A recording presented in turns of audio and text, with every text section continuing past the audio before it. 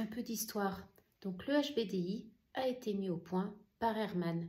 Hermann, qui travaillait à la General Electric, s'est appuyé sur des expériences et sur des recherches telles que les ont menées MacLean sur les 3 cerveaux et Spiri sur les cerveaux partagés.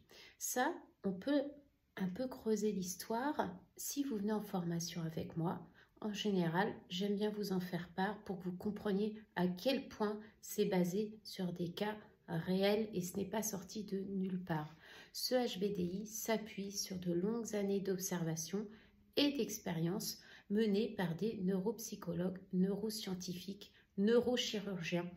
Et donc, Hermann, lui, en fin de recherche, a mis au point son HBDI. Alors aujourd'hui, on parle toujours de théorie, parce que dans le milieu scientifique, il faut être très vigilant. Mais quand moi je les fais passer, quand moi je les interprète avec mes clients, et bien sûr, je leur expose des faits, je ne fais pas ni de la voyance, ni du mentalisme, hein, je leur expose des faits, eh bien on peut se rendre compte quand même qu'il y a une certaine réalité dans leur ressenti vis-à-vis de ce que je leur interprète à la vue de leur profil. Profil, mais qu'est-ce que c'est? Bien là, j'ai avec moi un exemple. Quand on fait notre formation avec Hermann Europe International, on se base sur des profils fictifs. Donc, pour ne pas divulguer des profils de mes clients, je vais me servir de celui-ci. Donc voilà, un profil HBDI, c'est ça. C'est, on pourrait croire, une cible. Avec à l'intérieur, on va dire, ce fameux profil. Ce profil, c'est le résultat obtenu après que, en amont, le client ait rempli un questionnaire. Ce questionnaire est envoyé par Hermann, le client le remplit, le renvoie à Hermann qui le traite dans son algorithme pour en sortir cette cible. Une fois qu'on reçoit cette cible, et là, c'est moi qui rentre en jeu, je vais aller observer le profil. Comment on obtient cela? C'est qu'en fait, Hermann, lui, il avait essayé de faire une métaphore pour que tout le monde comprenne le principe des cerveaux. Donc, en fait, on va parler de cerveau gauche et de cerveau droit. Peut-être qu'à l'écran, c'est inversé. On va dire le bleu, le vert, c'est plutôt les profils dits cerveau gauche. Le rouge et le jaune, profil dit cerveau droit. Et puis après, Hermann, il a aussi, toujours en s'appuyant sur des recherches, vu qu'entre le limbique et le cortical, d'où l'historique des 3 cerveaux de MacLean, en fait, il s'est appuyé sur le fait qu'au niveau cognitif, le cortical était la réponse à l'analyse du limbique. Donc là, je vous parle de cerveau.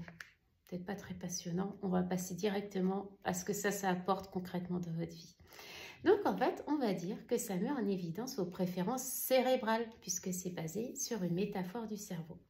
Donc, sur ce profil, on va aller noter vos points dans les différentes couleurs et on va obtenir là où, dans laquelle couleur vous avez votre dominance. Parfois, on en a une, parfois, on en a 2, parfois, on en a 3 et parfois même, on a un carré parfait. On appelle ça réfléchir à cerveau total. Et donc, qu'est-ce que ça apporte, vous allez me dire? Eh bien, de savoir comment on va réagir, comment on va interpréter, comment on va rentrer en communication par rapport à ce que notre cerveau nous permet de faire par rapport à leur dominance, eh bien, on va pas communiquer de la même façon. Voilà, donc moi je cherche un peu mes mots, parce que pour tout vous dire, je suis plutôt un cerveau droit. Les cerveaux droits, c'est les motifs, c'est la poésie, c'est la relation à l'autre. Mais on a beaucoup de mal à centrer ses idées. Donc c'est vrai que si c'est un cerveau gauche qui m'écoute, là il va dire mais on ne comprend pas là où elle veut en venir, mais pourquoi c'est pas assez carré? Et puis si c'est un cerveau droit, bah, lui va comprendre parce qu'il le vit tout le temps. Une idée en engendrant une autre, on essaye tellement de se faire comprendre que parfois on ne se fait plus du tout comprendre. Mais de le savoir, c'est un petit peu de l'accepter et c'est aussi y remédier. Voilà. Donc, je vous ai déjà délivré une partie du message. En fait, comprendre quel cerveau on est, c'est aussi accepter notre façon d'être. Et puis, de pouvoir adapter notre façon de communiquer à ceux que l'on ressent très différents de nous. Quand vous venez dans mes formations, on étudie tout ça, les différents modes de communication, pour comprendre à qui on a affaire, que ce soit nos collaborateurs, nos managers, nos clients ou tout simplement même une activité que l'on doit faire, une tâche. Il y a des gens qui adorent compter le stock. Ils sont dans leur petite bulle, ils comptent, ils savent que c'est vraiment utile pour la bonne marche de l'entreprise. Donc ça, c'est leur zone de confort. Il y en a d'autres, ça va être de imaginer des nouvelles créations, des nouvelles tendances, notamment en coiffure. Eh bien ça, ils vont être plutôt imaginatifs. Et puis, ça va être aussi ceux qui vont compter la caisse et qui vont voir la rentabilité. Tel ou tel service n'est pas assez cher ou on pourrait améliorer le rendement. Voilà, ça va être plutôt un cerveau dit stratégique, factuel. Donc ça, c'est vraiment le cerveau dit bleu.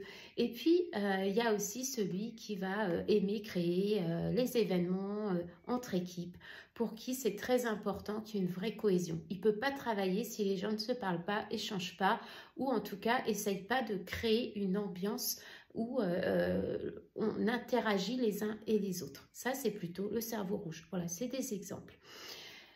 Eh bien, quand on sait tout ça, on peut manager de façon efficace. On peut comprendre que l'autre ne nous ait pas compris, puisqu'on est très différents. Et puis aussi, on peut envisager de choisir telle ou telle responsabilité dans son salon ou de distribuer telle ou telle responsabilité à ses collaborateurs pour préserver des risques psychosociaux.